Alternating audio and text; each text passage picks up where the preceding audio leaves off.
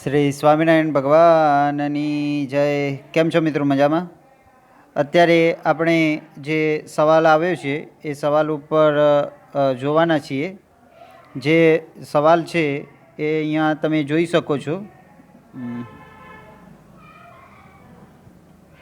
Sorry મિત્રો, થોડુંક technical. Okay, અહીંયા તમે જે સવાલ જવાબ સેશન ઉપર કઈ બાબત ઉપર સવાલ આવેલો છે તો એ તમે જોશો તો આર્થિક સમસ્યાઓ અને પડકારો, જે પાઠ નંબર 17 છે, આર્થિક સમસ્યાઓ અને પડકારો, જેમાં ગરીબી અને બેરોજગારી ઉપરની વાત કરવામાં આવેલી છે. આ જે પાઠ છે એની અંદર થી પ્રશ્ન લેવામાં આવેલો છે. પ્રશ્ન થોડોક તમારે જોવો હોય તો અહીંયા સ્ક્રીન કેપ્ચરમાં જોઈ શકો છો. વિદ્યાર્થી મિત્રએ પ્રશ્નનો ફોટો પાડીને મને મોકલેલો છે, જેમાં સ્પષ્ટ ઉલ્લેખ કર્યો છે કે સાહેબ 17મા પાઠમાંથી જે ગરીબી નિવારણ માટેના નિવારણની વ્યૂહરચનાઓ તેના ઉપર જરા ઓછી સમજ આવતી હોય એ બાબતે વાત કરવા વિનંતી. તો આ રીતના જે છે એના ઉપર હવે આપણે જોવાના છીએ. તો આ જે પાઠ છે એમાં આપણે 133 પેજ નહીં, 134 પણ નહીં, અને 135 પેજ ઉપર અહીંયા આટલાથી આ મુદ્દો સ્ટાર્ટ થાય છે, જે તમે જોઈ શકો છો. તો અહીંયા ગરીબી નિવારણની વ્યૂહરચનાઓ તેના ઉપર હવે આપણે જોઈએ. વિદ્યાર્થી મિત્રો, આજે ગરીબી નિવારણ માટે સરકાર દ્વારા કેવા પગલાઓ ભરવામાં આવ્યા, અને સરકારનો ઉદ્દેશ્ય તો બહુ જ સારો હતો, પરંતુ આમ છતાંય આની એક વિપરીત અસરો પણ પડી. તો આ જે વ્યૂહરચના અને એ વ્યૂહરચનાની કેવી અસરો પડી એના ઉપર હવે આપણે જોવાના છે. તો ગરીબી નિવારણની વ્યૂહરચનાઓ તેના ઉપર હવે આપણે જોઈએ. તો મિત્રો, આના પર જોઈએ. ગરીબીનું 20 ચક્ર ભારતમાં પકડ જમાવી રહ્યું છે. તે માટેના મુખ્ય કારણોની સંક્ષિપ્તમાં સમજ કેળવી કે છે. તેના આધારે ગરીબીને ઘટાડવામાં કેવા પ્રકારના વ્યૂહરચના અપનાવવી જોઈએ તે સમજવું હવે સરળ થઈ પડશે. તો એના ઉપર હવે જોઈએ. અત્યાર સુધીમાં 11 પંચવર્ષીય યોજનાઓ પૂરી થઈ ગઈ છે. જો મિત્રો 11 પંચવર્ષીય યોજનાઓ, તો આ પંચવર્ષીય યોજનાઓ શું છે? તો અત્યારે જે નીતિ આયોગ છે એની જગ્યાએ પહેલાં 2014 પહેલાં આયોજન પંચ હતું, અને આયોજન પંચ દ્વારા 5 વર્ષની અલગ અલગ યોજનાઓ રજૂ કરવામાં આવતી હતી. જોકે અહીંયા સ્પષ્ટતા કરી દઉં, ટોટલ 12 પંચવર્ષીય યોજનાઓ પૂરી થઈ ચૂકી છે, પરંતુ આપણું પુસ્તક જે 2013માં છપાયેલું હતું એટલા માટે 11 પંચવર્ષીય યોજનાઓ એવો ઉલ્લેખ કરવામાં આવેલો છે. તો પરીક્ષામાં પૂછાય તો 11 પંચવર્ષીય યોજનાઓ જ લખવું, કારણ કે આપણા માટે પુસ્તક છે એ જ ગીતા, બાઇબલ અથવા તો કુરાન જે કહીએ એ આપણું પુસ્તક જ છે. તો એ ઉદ્દેશ્યથી 11 પંચવર્ષીય યોજનાઓ પૂરી થઈ ગયેલી છે. તો એના આધારે હવે આપણે આગળ જોઈએ. તો આ પંચવર્ષીય યોજનાઓ શું હતી? તો 5 વર્ષ દરમિયાન કેવા કામો કરવાના છે, સરકાર દ્વારા કેવા ઉદ્દેશ્યો સિદ્ધ કરવાના છે, સાથે સાથે સરકારે કયા બાબતમાં ખર્ચ કરવાનો છે, કઈ બાબતમાંથી સરકારે આવક મેળવવાની છે, ઇન્ફ્રાસ્ટ્રક્ચર કેવી રીતે ઊભું કરવાનું છે, રસ્તાઓ, રોડ, બ્રિજ કેવા બનાવવાના છે. તો 5 વર્ષનું સમગ્ર રોડ મેપ તૈયાર કરવા માટે આ પંચવર્ષીય યોજનાઓ, એટલે 5 વર્ષનું અગાઉથી, 5 વર્ષ પહેલાંથી જ આયોજન કરી દેવામાં આવે કે આ 5 વર્ષ દરમિયાન કેવા આયોજનો કરવાના છે, તો એને પંચવર્ષીય યોજનાઓ તરીકે ઓળખવામાં આવતી હતી. તો ટોટલ 11 પંચવર્ષીય યોજનાઓ પૂરી થઈ ચૂકી છે. ત્યાં સુધીમાં ભારતીય અર્થતંત્રમાં વિકાસની રણનીતિમાં અને કાર્ય યોજનાઓમાં ગ્રામીણ ક્ષેત્રની કરવામાં આવેલી ઉપેક્ષા મુખ્યત્વે જવાબદાર છે. તો અહીંયા જે ગ્રામીણ ક્ષેત્રની ઉપેક્ષા કરવામાં આવેલી, ભારતીય અર્થતંત્રનું સુવર્ણ શિખર ભલે શહેરમાં હોય, પરંતુ તેના મૂળિયા ગામડાઓમાં જ છે. ગામડું જ ભારતીય અર્થતંત્રનું હૃદય છે.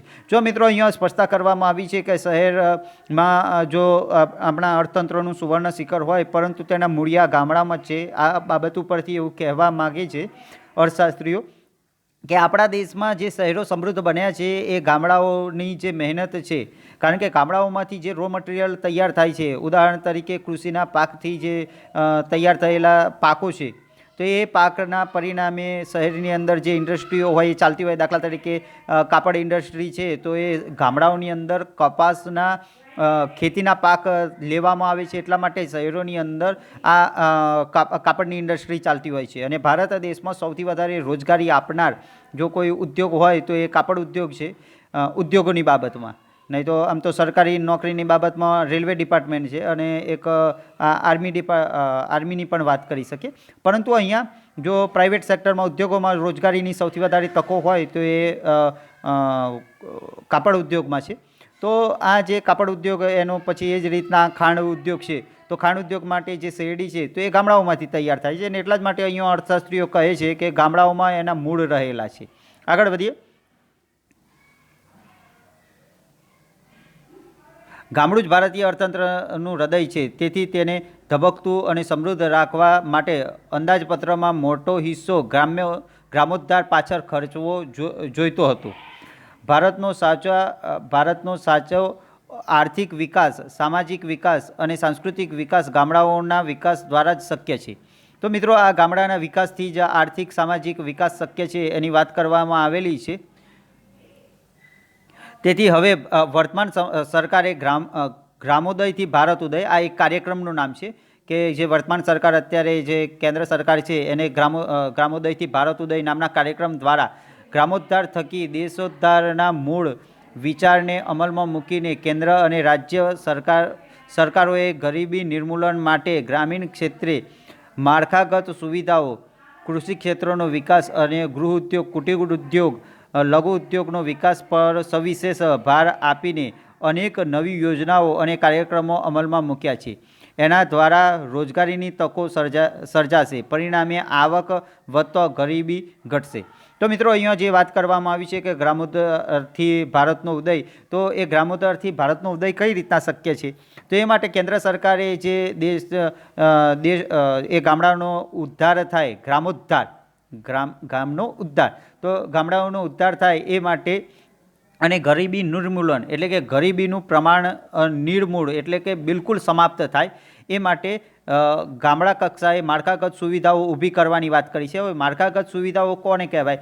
તો દાખલા તરીકે પાકા રસ્તાઓ હોય, 24 કલાક 365 દિવસ સુધી શહેરથી ગામડા સુધી જઈ શકાય એવા પાકા રસ્તાઓ હોય તો એ રસ્તાને માળખાગત સુવિધા તૈયાર થઈ કહેવાય. એ જ રીતના 24 કલાક વીજળીની સુવિધા હોય તો એ પણ એક માળખાગત સુવિધાઓનો ભાગ છે.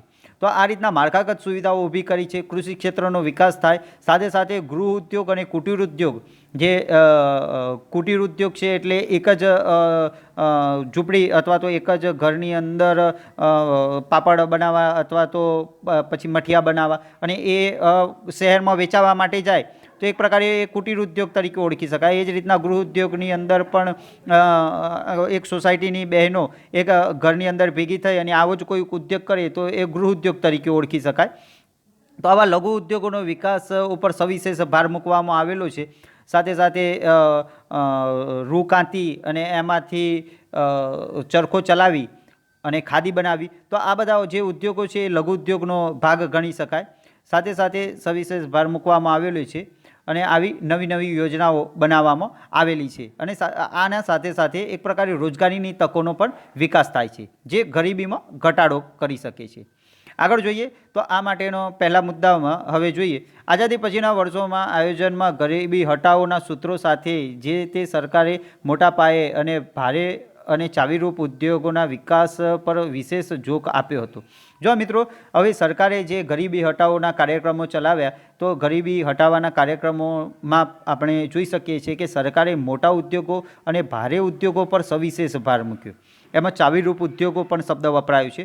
મોટા ઉદ્યોગો એટલે એવા ઉદ્યોગો કે જેમાં એક પ્રકારે બહુ જ ધન સંપત્તિનો નિવેશ કરવામાં આવ્યો હોય. દાખલા તરીકે લોખંડ ગાળવાના જે ઉદ્યોગો હતા કે ભારત દેશમાં મુખ્યત્વે છત્તીસગઢ, ઝારખંડ જે વિસ્તારોમાં લોખંડ કાઢવાની ફેક્ટરીઓ બનાવવામાં આવી. આ જ રીતના દુર્ગાપુર જે પશ્ચિમ બંગાળમાં આવેલી છે, તો ત્યાં જે ઉદ્યોગો સ્થાપવામાં આવે લોખંડ કાઢવાનું, તો એ મોટા ઉદ્યોગનો ભાગ ગણાય કે જેમાં એક પ્રકારે ઘણા બધા પૈસાનું કે તો નાણાંનું નિવેશ કરવામાં આવે, તો એ મોટા ઉદ્યોગો.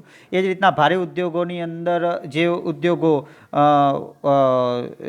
માં કર્મચારીઓની સંખ્યા વધુ હોય અને નાણાંનું પણ રોકાણ થયેલું હોય એવા ભારે ઉદ્યોગો. તો હવે ચાવીરૂપ ઉદ્યોગો કોને કહેવાય? તો ચાવીરૂપ ઉદ્યોગો એવા ઉદ્યોગો છે કે જે ઉદ્યોગના વિકાસથી અન્ય નાના ઉદ્યોગો અથવા તો અન્ય બીજા ઉદ્યોગોને એક પ્રકારે પીઠબળ મળી રહે. તો આવા ઉદ્યોગો ચાવીરૂપ ઉદ્યોગો માટે ભારત સરકારે કોર સેક્ટર અથવા તો કોર ઇન્ડસ્ટ્રી એવા શબ્દો પ્રયોજેલા છે. તો આવા ચાવીરૂપ ઉદ્યોગો કયા કયા છે? તો ચાવીરૂપ ઉદ્યોગોની અંદર આપણે જોઈ શકીએ છીએ કે પહેલાં તો રિફાઇનરી, જે ક્રૂડ ઓઇલ હોય તો એમાંથી રિફાઇનરી, જે પેટ્રોલ ડીઝલ આ બધું અલગ કરવાનો ઉદ્યોગ, તો એ પણ ચાવીરૂપ ઉદ્યોગ છે. સાથે સાથે વિદ્યુત પેદા કરવાનો ઉદ્યોગ, એ પણ ચાવીરૂપ ઉદ્યોગ છે. રાસાયણિક ખાતર બનાવવાના ઉદ્યોગો, એ પણ, કારણ કે રાસાયણિક ખાતરથી ખેતીના પાકો વધુ લઈ શકાય, તો એ પણ એક ચાવીરૂપ ઉદ્યોગ ગણવામાં આવે છે. તો આવી રીતના આ જે ટોટલ 8 ઉદ્યોગો છે આ બધા ચાવીરૂપ ઉદ્યોગો છે. તો આ ચાવીરૂપ ઉદ્યોગો પર વિશેષ જોખ મૂકવામાં આવ્યો. તેના વિકાસ માટે અનેક પ્રોત્સાહનો આપ્યો જેથી શહેરો વિકસે અને બીજી બાજુ ગ્રામીણ ક્ષેત્રે હરિયાળી ક્રાંતિના લક્ષ્ય સાથે જમીન ધારા સુધારણાના કાર્યક્રમોના અમલ પૈકી ખેતી ક્ષેત્રનો વિકાસ સાધીને દેશમાં ઉત્પાદનમાં વધારો થશે, રોજગારીની તકોનું સર્જન થશે, રોજગારી વધશે અને તેથી આવક વધતો. જો મિત્રો આટલી બાબત જરા સમજી લઈએ તો એક તરફ તો આવી ચાવીરૂપ ઉદ્યોગોનો બધાનો વિકાસ થાય એવા પ્રયત્નો કરવામાં આવે અને એના જ પરિણામે શહેરનો વિકાસ એ વધ્યો, શહેરોનો સમૃદ્ધ બન્યા અને ગ્રામીણ ક્ષેત્રનો વિકાસ થાય એ માટે હરિયાળી ક્રાંતિ અમલમાં મૂકવામાં આવી. આ હરિયાળી ક્રાંતિ અમલમાં મૂકવાનું સૌથી પહેલું જમીન સુધારણા કાર્યક્રમો કરવામાં આવે. આ જમીન સુધારણાના કાર્યક્રમો શું છે તો એના ઉપર આપણે આગળ થોડુંક પાછલા જે ભાગ હતા એમાં જોઈ ચૂક્યા છીએ. સાથે સાથે આ ભાગમાં પણ ઉલ્લેખ કરેલો છે કે આ જમીન સુધારણા ત્યારે જ શક્ય છે જ્યારે જે વ્યક્તિ ખેડી રહ્યો છે એના હાથમાં જ જમીન આવે. તો આ જમીન સુધારણા માટે પહેલો ઉપાય એવો કરવામાં આવ્યો કે જમીનદારો હતા, જે આખા ગામની એક જ વ્યક્તિના નામે જમીન હોય તો એ જમીનદારી પ્રથા નાબૂદ કરી અને ખેડે એની જમીન એ એક અમલમાં મૂકવામાં આવ્યું, જેથી કરીને જે વ્યક્તિ જમીન ખેડે છે એની પોતાની જમીન છે એ રીતના હવે એમાં એ ખાતર પાણી કરી અને પાકનું ઉત્પાદન કરશે. તો પહેલું એ. બીજું, સાથે સાથે રાસાયણિક ખાતરોનો વપરાશ વધારવામાં આવ્યો જેથી કરીને ઉત્પાદન વધે. તો આ રીતના પ્રયત્નો કરવામાં આવ્યા જેથી કરીને રોજગારીની તકો વધે, સાથે સાથે આવક પણ વધે. ગરીબોની સ્થિતિ સુધરશે. આગળનો મુદ્દો, ઉદ્યોગોના વિકાસમાં ઉદ્યોગ માલિકોને મળતા આર્થિક લાભ ઉદ્યોગ માલિકો, ધનિક ખેડૂત કે જમીનદારો જેવા ધનિક વર્ગોને મળતી આવકોનો વધારાનો લાભ ક્રમશઃ ગરીબો સુધી વિસ્તરશે. જો મિત્રો અહીંયા સરકારે કેવો વિચાર કર્યો કે જે આ ઉદ્યોગો સ્થાપવામાં આવે છે જેમાં એમને મદદ કરવામાં આવે છે, એનાથી સૌથી પહેલાં તો ઉદ્યોગ માલિકોને એને આર્થિક લાભ મળશે. આ આર્થિક લાભ માલિકોને મળવાથી એ લાભનો એક અંશ ધનિક ખેડૂતો સુધી પહોંચશે અને ધનિક ખેડૂતો અને જમીનદારોને આ લાભ મળ્યા પછી અંતે આ લાભની અસર છેક ગરીબ વર્ગ સુધી થશે એવી અહીંયા વાત કરવામાં આવી છે. પરંતુ આ જે ધારણા હતી એ ઠગારી નીવડી અને આ પ્રકારનો જે લાભ હતો એ ગરીબો સુધી ના પહોંચ્યો એવું બાબત અહીંયા આગળ લખી છે. ક્રમશઃ ગરીબો સુધી વિસ્તરશે અને તેથી ગરીબોની સંખ્યા ઘટશે. પરંતુ આ વ્યૂહાત્મક આશાવાદ ઠગારો નીવડ્યો. દેશમાં આર્થિક વિકાસની ગતિ ધીમી રહી. મંદ આર્થિક વિકાસની સાથે આવકની અન્યાયી અને અસમાન વહેંચણી થતો આવક અને સંપત્તિનું કેન્દ્રીકરણ સમાજના ટોચના અમુક ધનિકોના હાથમાં રહ્યું. આમ આર્થિક વિકાસના લાભોનું વિસ્તરણ ન થતો ગરીબોની સ્થિતિમાં કોઈ સુધારો ન થયો. આવકની અસમાન વહેંચણી થતો ધનિકો વધુ ધનિક બન્યા અને ગરીબો વધુ ગરીબ બન્યા. તો આના પરિણામે પરિસ્થિતિ એ થઈ કે આ જે સરકાર દ્વારા જે લાભ આપવામાં આવતો હતો એ લાભનો મુખ્ય ફાયદો એવા લોકોને મળ્યો કે જે ભણેલા ગણેલા હતા. કારણ કે સરકારના ફોર્મ ભરવા અથવા તો સરકારના લાભ પ્રાપ્ત કરવા માટે જે અભણ વર્ગ હતો એ આટલો બધો લાભ પ્રાપ્ત ના કરી શક્યો અને એટલા જ માટે જે અમીર હતા એ વધુ અમીર બન્યા અને એટલા જ માટે કહેવામાં આવ્યું છે કે સંપત્તિનું કેન્દ્રીકરણ થયું. સંપત્તિનું કેન્દ્રીકરણ એટલે એક જ વ્યક્તિના હાથમાં ઘણી બધી સંપત્તિ કેન્દ્રિત થયેલી હોય. જે સંસાધનો છે દેશના એ એક જ વ્યક્તિના હાથમાં અથવા તો અમુક નિશ્ચિત વ્યક્તિઓના હાથમાં ઘણા બધા સંસાધનો કેન્દ્રિત થયેલા હોય તો એને સંપત્તિનું કેન્દ્રીકરણ કહેવામાં આવે છે. તો સંપત્તિનું કેન્દ્રીકરણ થયું એટલે કે અહીંયા અમીરો વધુ અમીર બન્યા, તો બીજી બાજુ જે ગરીબ હતા એ વધુ ગરીબ બન્યા. તો આવી પરિસ્થિતિનું નિર્માણ અહીંયા થયું. બીજા મુદ્દા ઉપર જઈએ. સરકારે જે પ્રયત્નો કરે ગરીબી નાબૂદી માટેના. સરકારે આવકની અસમાનતા દૂર કરવા માટે કરવેરાની નીતિમાં ગરીબોને જીવન જરૂરિયાતોની વસ્તુઓ મળી રહે, તેનું ઉત્પાદન વધે તેવા હેતુસર ધનિકોની વપરાશી ચીજવસ્તુઓ કે સેવાઓ, મોજ શોખની કે ભોગવિલાસની ચીજવસ્તુઓ અને સેવાઓ પર ચીજવસ્તુઓ તથા સેવાઓ પર તથા તેઓની આવક પર ઊંચા દરે કરવેરા લાદ્યા. તો જો મિત્રો અહીંયા જે અમીરો હતા એમને મોજ શોખની વસ્તુઓ પર, ભોગવિલાસની વસ્તુઓ પર, આ મેં જે પાઠ નંબર 18માં આ બાબતે મેં વાત કરેલી જ છે. તો મોજ શોખની વસ્તુઓ જે એસી છે, દારૂ છે, લક્ઝરિયસ કાર છે, આ સાથે જે ફટાકડા છે, તો આ મોજ શોખની વસ્તુઓ કહેવાય. આ ઉપરાંત બ્યુટી પ્રોડક્ટ છે. તો આ બધી મોજ શોખની ભોગવિલાસની જે વસ્તુઓ હતી એના ઉપર સરકારે એક પ્રકારે કરવેરા, પુષ્કળ પ્રમાણમાં કરવેરા નાખ્યા. એટલે આ ઉપરાંત જે આવક, જે ઊંચી આવક હોય એના ઉપર પણ કરવેરા નાખવામાં આવે, એટલે કે ટેક્સ વધારવામાં આવ્યો. અને આ ટેક્સ કલેક્ટ કર્યા પછી આનો લાભ ગરીબો સુધી પહોંચે એવા પ્રયત્નો પણ કરવામાં આવે. આગળ વધીએ. તેની સાથે ગરીબોની ચીજવસ્તુઓ પાછળ વપરાશી ખર્ચ વધી ન જાય, આવકનો મોટો હિસ્સો જીવનની પાયાની જરૂરિયાતો સંતોષવા પાછળ ખર્ચાઈ ન જાય તેની કાળજી રાખીને આવી વપરાશી જીવન જરૂરિયાતની વસ્તુઓ જાહેર વિતરણ પ્રણાલી હેઠળ વ્યાજબી ભાવની દુકાનો દ્વારા નિયત જથ્થામાં રાહત દરે ઘર આંગણે પૂરી પાડીને તેમના જીવન ધોરણને ઊંચું લાવવાનો વ્યૂહ અપનાવ્યો. તો અહીંયા બીજી બાજુ સરકારે શું કર્યું કે જે અમીરો જોડેથી પુષ્કળ પ્રમાણમાં ટેક્સ તો વસૂલ કર્યો, પરંતુ એનો લાભ ગરીબો સુધી પહોંચે એટલા માટે પહેલાં તો જીવન જરૂરિયાતની ચીજ વસ્તુઓ પાછળ વધારે ખર્ચ ના થઈ જાય ગરીબોને, એનું ધ્યાન રાખવામાં આવ્યું. સાથે સાથે એ જે જીવન જરૂરિયાતની ચીજ વસ્તુઓ હતી એના ઉપર ટેક્સનું પ્રમાણ ઘટાડવામાં આવ્યું. જુઓ મિત્રો, આપણે એસેન્શિયલ કોમોડિટીઝ એન્ડ સર્વિસીસ તરીકે ઓળખવામાં આવે છે જે જીવન જરૂરિયાતની વસ્તુઓ છે, જેમાં રોટી, કપડાં, મકાન આ બધાનો સમાવેશ કરી શકાય. તો એના પાછળ ગરીબોને વધુ ખર્ચો ના થઈ જાય એનું ધ્યાન રાખવામાં આવ્યું છે. અત્યારે ગવર્મેન્ટ દર મહિને અથવા તો જરૂરિયાત પ્રમાણે આ જે જરૂરિયાતની વસ્તુઓ છે એને અપડેટ પણ કરતી હોય છે. અને આ અપડેટમાં હાલના સંજોગોમાં તમે જોશો તો જે સેનિટાઈઝર છે, માસ્ક છે, ગ્લોવ્સ છે, આ એસેન્શિયલ એટલે કે જીવન જરૂરિયાતની વસ્તુઓમાં આનો સમાવેશ કરેલો છે. પરંતુ વર્ષોથી જેનો સમાવેશ છે એવા કપડાં છે, એ જ રીતના જે અનાજ છે, તો આ જીવન જરૂરિયાતની વસ્તુઓમાં વર્ષોથી એનો સમાવેશ કર્યો છે. તો અહીંયા એ બાબતનો ઉલ્લેખ કરવામાં આવે છે કે જાહેર વિતરણ પ્રણાલી દ્વારા આ જે જીવન જરૂરિયાતની વસ્તુઓમાંથી ઘણી વસ્તુઓ જાહેર વિતરણ પ્રણાલી દ્વારા બહુ જ સસ્તા ભાવે એટલે કે વ્યાજબી ભાવની, અને વ્યાજબી ભાવની દુકાનો તરીકે પણ ઓળખવામાં આવે છે, એને ત્યાંથી મળી રહે એવી વ્યવસ્થા કરવામાં આવે. તો જાહેર વિતરણ પ્રણાલી એ આ શબ્દ થોડોક સ્પષ્ટ છે એટલા માટે તમને સમજવામાં થોડુંક તકલીફ થાય, પરંતુ તમે ગામડાની અંદર આને સોસાયટી તરીકે ઓળખતા હોવ છો અથવા તો રાશન કાર્ડની દુકાન તરીકે ઓળખતા હોવ છો. તો આ જાહેર વિતરણ પ્રણાલી જેમાં વ્યાજબી ભાવની દુકાન તરીકે આપણા ગુજરાતમાં આ શબ્દ પ્રયોજાય છે, અને ગામડાની અંદર એમાં માટે સોસાયટીની દુકાનો અથવા તો રાશન કાર્ડની દુકાનો એવો શબ્દ પ્રયોજાય છે. અને એમાં તમે જોશો તો 2 રૂપિયે કિલો ઘઉં અને 3 રૂપિયે કિલો ચોખા આપવામાં આવે છે. જે સરકારને 20 થી 30 રૂપિયાના ભાવે જે ઘઉં પડતા હોય, 19 થી 20 રૂપિયાના ભાવે, એ જ ઘઉં 2 રૂપિયાના ભાવે ગરીબો સુધી પહોંચતા કરવામાં આવે છે. એટલે 2 રૂપિયાના ભાવે ઘઉં અને 3 રૂપિયાના ભાવે 3 થી 5 રૂપિયાના ભાવે ચોખા એ આપવામાં આવતા હોય છે. આ ઉપરાંત ખાંડ છે, કેરોસીન છે, આ બધું પણ આપવામાં આવતું હોય છે.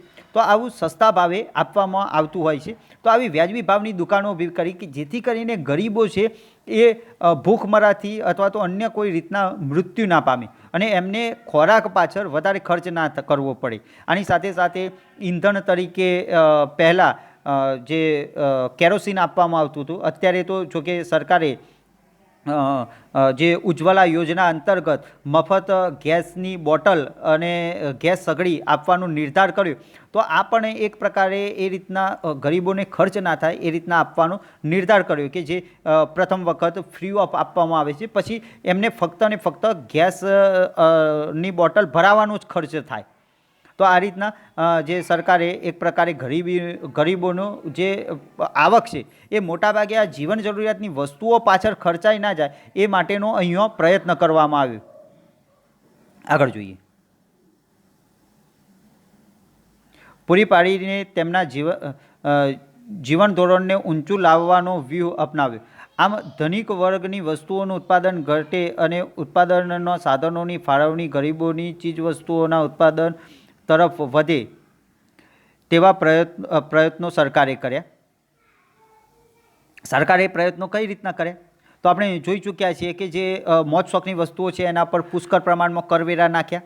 એસી છે, ફ્રીજ છે, ટીવી છે, આ ઉપરાંત જે બ્યુટી પ્રોડક્ટ છે અલગ અલગ મેકઅપ માટે, તો આ બધી પ્રોડક્ટ ઉપર કરવેરા પુષ્કળ પ્રમાણમાં નાખવામાં આવે. 100 રૂપિયાની વસ્તુ હોય તો એના ઉપર 100% કરવેરો હોય તો એ વસ્તુ 200 રૂપિયામાં મળે.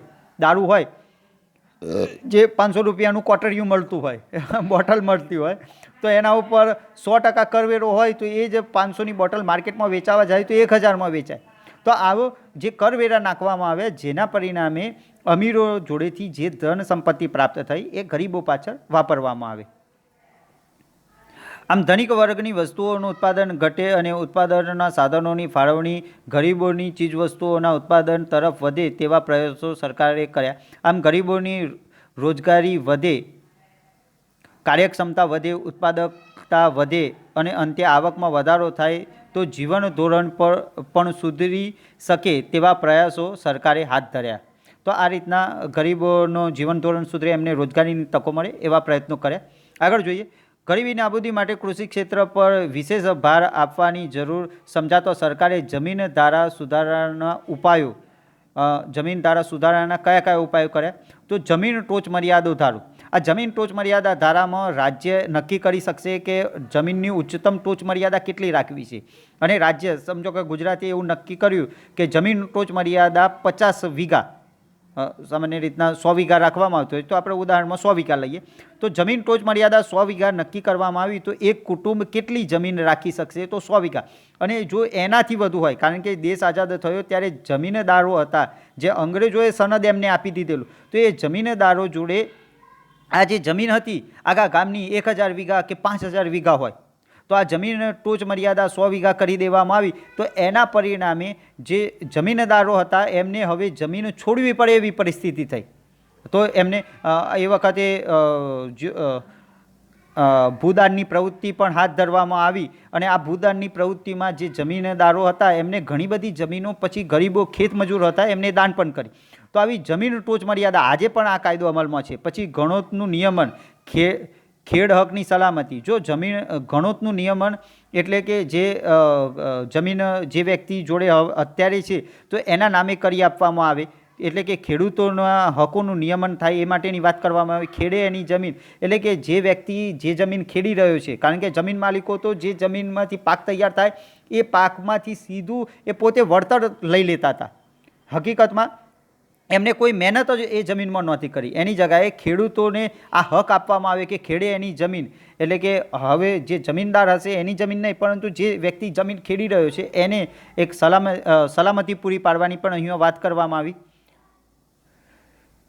ખેડ સલામતી જેવા અનેક કાયદાઓથી ગ્રામીણ ક્ષેત્રે ધનિક ખેડૂતો કે જમીનદારોની આવકમાં ઘટાડો કરીને જમીન વિહોણા ખેતમજૂરો ગણોતિયાઓની આવકમાં વધારો થાય એ રીતે ગરીબોની સ્થિતિમાં સુધારો લાવવાનો વ્યૂહ અપનાવ્યો. તો આ રીતના ધનિક ખેડૂતો, જે ધનિક ખેડૂતો અથવા જમીનદારો, આ બાબતે આપણે અંગ્રેજો સમયની મેં વાત કરી એ રીતના કે એ ખેડૂતો ફક્ત જમીન ઉપર અધિકાર ધરાવતા હતા પણ હકીકતમાં કામ કોણ કરતા હતા તો જમીન વિહોણા જે હતા ખેત મજૂરો અને ગણોતિયાઓ, તો આ વ્યક્તિઓ જ કામ કરતા હતા. તો એમને આ હક મળે એ માટે સરકારે પ્રયત્નો કર્યા અને આ રીતના એક પ્રકારે એ જે ગરીબી, દારૂણ ગરીબીમાં જીવન જીવતા હતા, કારણ કે જે પાક તૈયાર થાય તો એનો મોટો હિસ્સો આ જમીનદારો અને ધનિક ખેડૂતો લઈ લેતા હતા. હવે જમીનદારોને આ ધનિક ખેડૂતો લઈ લે અને એમને ફક્ત આખા વર્ષમાં માંડ પૂરું થાય એટલું જ અનાજ આપવામાં આવતું હતું. તો આના કારણે ગરીબી વધતી હતી. તો એ ગરીબી દૂર થાય એટલા માટે જ જે વ્યક્તિ જમીન ખેડી રહ્યું છે એને જ જમીન પ્રાપ્ત થઈ જાય અથવા તો ઉચ્ચતમ ટોચ મર્યાદા પણ નક્કી કરી દેવામાં આવી. તો આવા કાયદાઓ દ્વારા જે વ્યક્તિઓ જમીન વિહોણા હતા એમના હાથમાં જમીન આવી. આગળ જોઈએ, સરકારે કૃષિ પર આધારિત અન્ય ઉદ્યોગો અન્ય પ્રવૃત્તિઓ વિકસે જેવી કે પશુપાલન. જો હવે સરકારે કૃષિ ઉપર જ આધારિત ખેડૂત હોય તો ઘણી વખતે વરસાદ પડે અથવા તો દુષ્કાળ પડે તો આના કારણે પાક નિષ્ફળ જતા હોય છે. અતિવૃષ્ટિના કારણે પણ પાક નિષ્ફળ જાય. તો આવા સંજોગોમાં ખેડૂતોને એક વૈકલ્પિક ઉપાય પણ મળી રહે, વૈકલ્પિક રીતના પણ એને એક પ્રકારે આવક પ્રાપ્ત થાય એ માટે પશુપાલન વિકસે, સાથે સાથે ડેરી ઉદ્યોગોનો વિકાસ થાય, મત્સ્ય ઉદ્યોગો જે જગ્યાએ દરિયા કિનારો નજીક છે અથવા તો તળાવ આવી વ્યવસ્થા છે, જે ભારત દેશના દક્ષિણના જે રાજ્ય છે, કેરળ છે, તમિલનાડુ છે, તો આ બધા વિસ્તારો છે, પછી પૂર્વોત્તરના વિસ્તારો છે, તો ત્યાં મોટા મોટા તળાવો પણ હોય છે.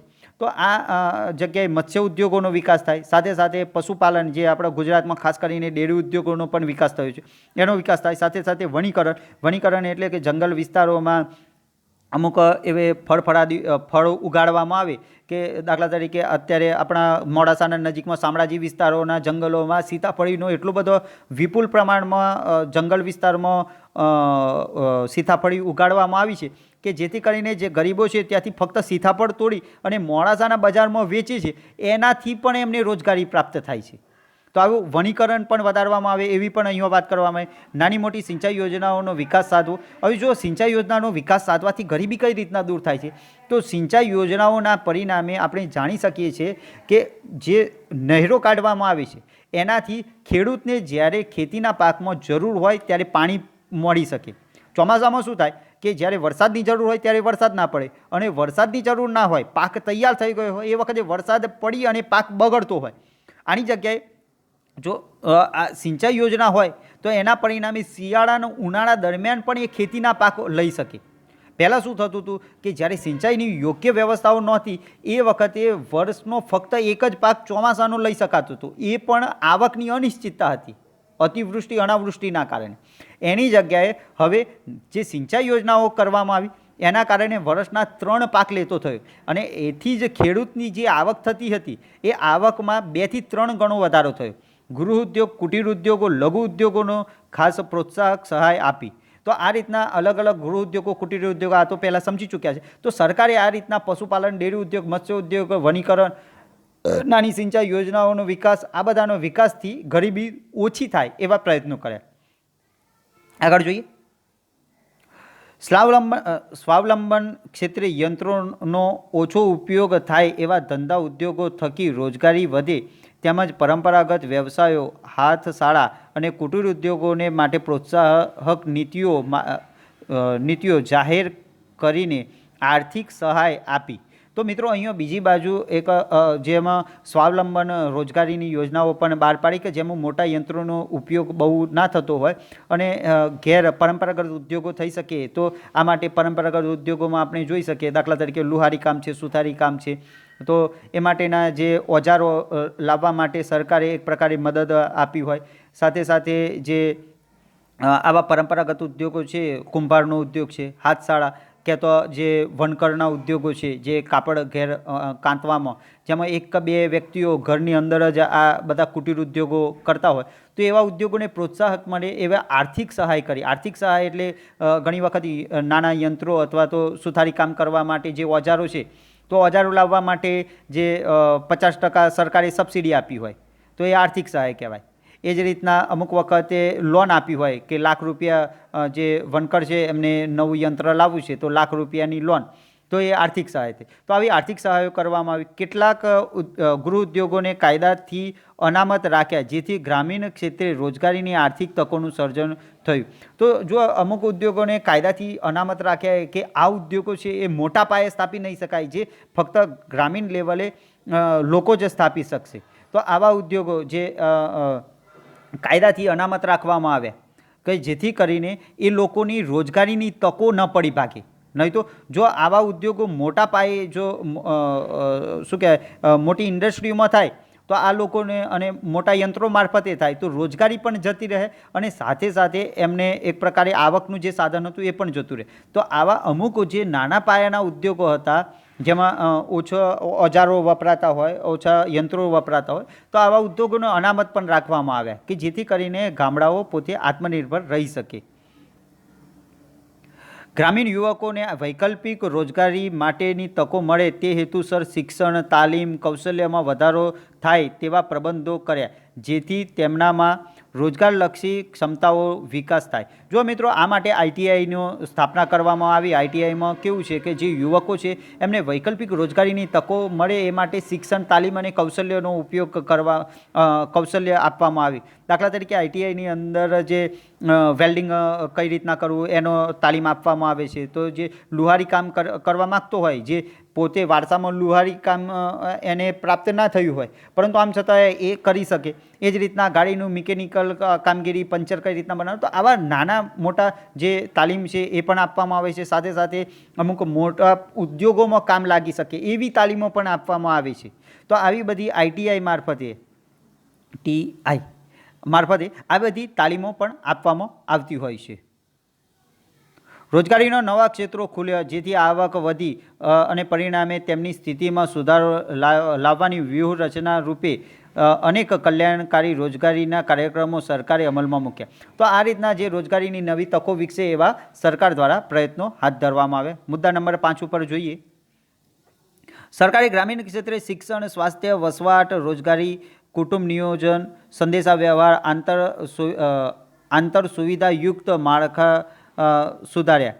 તો સરકારે ગ્રામીણ ક્ષેત્રે શિક્ષણ આપવાનું, સ્વાસ્થ્ય અથવા તો વસવાટ, રોજગારીની તકો આપવાનું તો કામ કર્યું. સાથે સાથે કુટુંબ નિયોજન, આ એક શબ્દ તમારા માટે નવું છે. કુટુંબ નિયોજન એટલે કે ગામડાની અંદર કેવું હતું કે એક જ મા બાપના 5 થી 7 સંતાનો હોય તો જે સંતાનોમાંથી 1-2 તો મૃત્યુ પામે અથવા તો એના પાછળ પુષ્કળ ખર્ચ થઈ જાય. આવું ના થાય એટલા માટે 2 સંતાન જ હોય તો એ માટે સરકારે એ અલગ પ્રોત્સાહક યોજનાઓ અપનાવી, જેમાં પુરુષ નસબંધી છે અથવા તો અન્ય યોજનાઓ, જે અહીંયા દરેક બાબતો ઉલ્લેખ કરવો જરૂરિયાત ભરેલું નથી લાગતું, પરંતુ તમે સમજી શકો તો બાળકો મર્યાદિત હોય એ માટેની જે યોજના હતી એને કુટુંબ નિયોજનની યોજના કહેવામાં આવે છે.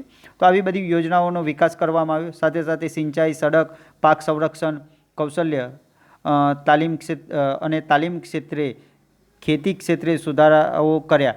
પાકની વિવિધ જાતો વિકસાવી. બિયારણ, ખાતર, ટ્રેક્ટરની સુવિધા માટે સસ્તી બેંક લોનનું ધિરાણ ઉપલબ્ધ કરાવીને ગ્રામોદ્ધારનો અનેકવિધ મહત્વાકાંક્ષી પગલાઓ ભર્યા.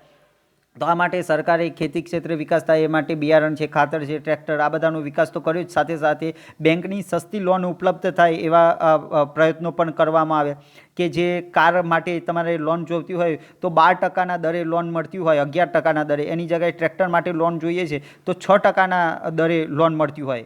કાર કરતો બિલકુલ અડધા ભાવે 6% દરે લોન મળતી હોય. અને એમાં પણ જો ખેડૂત રેગ્યુલર ભરે તો એમાં 2% બાદ મળે, એટલે કે ફક્ત 4%ના ભાવે ટ્રેક્ટર માટેની લોન મળે. તો આવા સરકારે અલગ અલગ યોજનાઓ પણ એ સમયે બહાર પાડી. આગળ, ઘર આંગણે યુવકો માટે રોજગારીના ક્ષેત્રો ખોલ્યા, જેથી શહેર તરફનું સ્થળાંતર ઘટે. જો ઘર આંગણે રોજગારીના અલગ અલગ ક્ષેત્રોમાં આપણે જોઈ શકીએ છીએ કે અત્યારે મનરેગા છે એવી યોજનાઓ પણ અમલમાં મૂકવામાં આવી કે જેમની અંદર ગામડાની અંદર જ એને રોજગારી મળે, જેમાં ખેત તલાવડી ખોદવાની અથવા તો આવી નાની મોટી જે સેવાઓ છે તો એ કરે અને એને રોજગારી મળે. તો એવા પ્રયત્નો કરવામાં આવે જેથી કરીને શહેર તરફનું જે સ્થળાંતર હતું એમાં ઘટાડો થયો અને શહેરો તરફનું જે વસ્તીનું ભારણ હતું એમાં ઘટાડો થયો. ગ્રામીણ કે નગર કક્ષાએ શાળાઓ, માધ્યમિક, ઉચ્ચતર માધ્યમિક શાળાઓ, નજીકના અંતરે કોલેજ શરૂ કરીને ટેકનિકલ અને વ્યવસાયલક્ષી અભ્યાસક્રમો અને તાલીમ કેન્દ્રોની સુવિધાઓ ઊભી કરી. તો આ રીતના જે ટેકનિકલ અને વ્યવસાયલક્ષી કાર્યક્રમો હાથ પણ ધરવામાં આવ્યા અને જેમાં યુવકોને તાલીમ પણ આપવામાં આવી.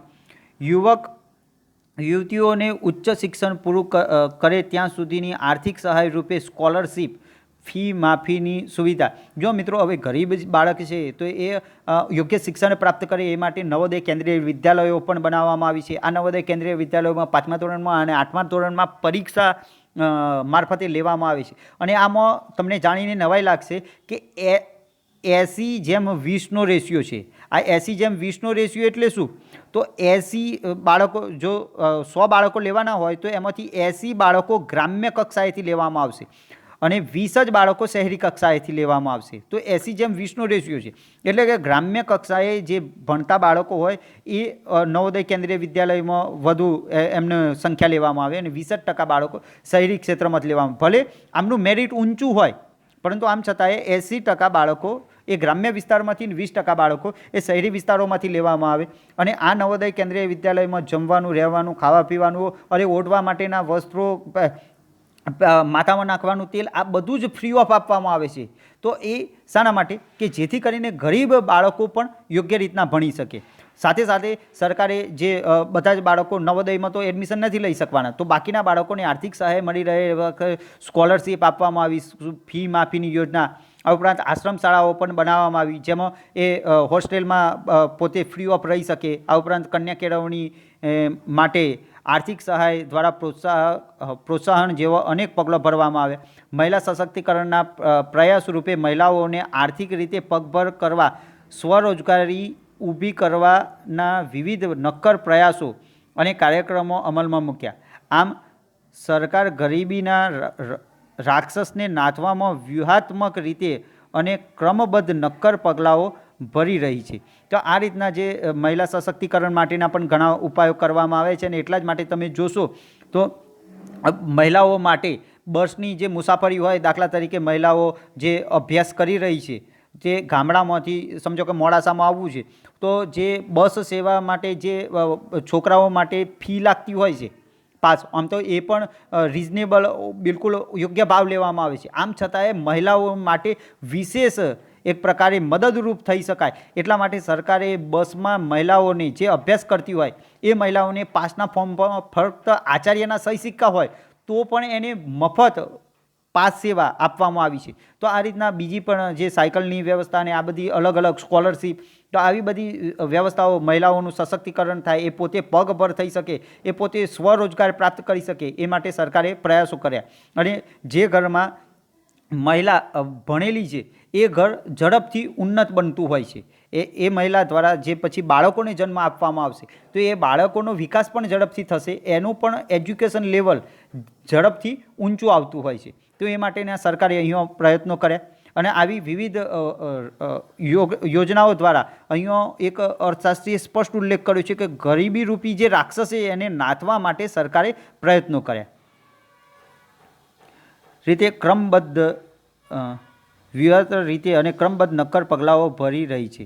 આ પગલાઓના અમલ થવા છતાં અર્થતંત્રમાં ઊંડે ઘર કરી ગયેલી ગરીબીની સમસ્યાઓ જડમૂળથી ઉખાડીને ફેંકી દેવાના સ્વપ્નને સાકાર કરવામાં અને વિશ્વ બેંકના 2030 સુધીમાં વિશ્વમાં ગરીબીનું નિર્મૂલન કરવાના વિઝનને મિશન રૂપે પૂર્ણ કરવામાં ભારતે હજી ઘણી મંજિલ મક્કમ પગલે કાપવાની રહેશે. તો આ રીતના જે અંતિમ જે બે લીટીમાં જે વાત કરવામાં આવી છે એમાં સ્પષ્ટતા કરવામાં આવી છે કે આ જે ગરીબી નાથવા માટે સરકારે અલગ અલગ પ્રયાસો કર્યા, જે અલગ અલગ કામો કર્યા, પરંતુ આમ છતાંય આ જે ગરીબીને નાથવા માટે જે વિશ્વ બેંકે કહેલું છે 2030 સુધીમાં ગરીબી વિશ્વમાંથી નિર્મૂલન થાય એ માટે હજી ભારત સરકાર અને કેન્દ્ર સરકાર, રાજ્ય સરકાર, ભારત સરકાર અને રાજ્ય સરકારે ઘણા પ્રયાસો હજી મક્કમતાથી કરવાના બાકી છે. તો એની પણ અહીંયા વાત કરવામાં આવેલી છે. અને આ સાથે સરકારે જે પણ પ્રયાસો કર્યા જેથી કરીને થોડા ઘણા અંશે અથવા તો ઘણા અંશે ગરીબીનું નિર્મૂલન થયેલું છે. તો આ જે ગરીબી નિવારણની વ્યૂહરચના એના ઉપર હવે જોયું, બધાને ખ્યાલ આવ્યો હશે. હું આશા રાખું કે બધાને યોગ્ય ખ્યાલ આવ્યો જ હશે. જો મિત્રો તમારા જોડે પણ આવો જ કોઈ સવાલ હોય તો તમે પણ મને પૂછી શકો છો. અને એક નાનો એવો કોઈક એક શબ્દમાં જ ખ્યાલ ના આવતું હોય, નાના એવા, તો પણ તમે મને એ અંડરલાઇન કરીને પણ મોકલી શકો કે સાહેબ આટલા શબ્દ કારણે આખો મુદ્દો ખ્યાલ ના આવતો હોય એવું છે. તો પણ એક નાની એવી લીટી ઉપર કે દાખલા તરીકે આટલા શબ્દમાં જ ખ્યાલ નથી આવતું તો આટલું એક ચોરસ બનાવી અને મને મોકલી દેવાનું, પાઠનું નામ અને એનું પેજ નંબર આટલું નીચે લખી દેવાનું અને આ શબ્દ એક ફોટો પાડીને મને મોકલી દેવાનું.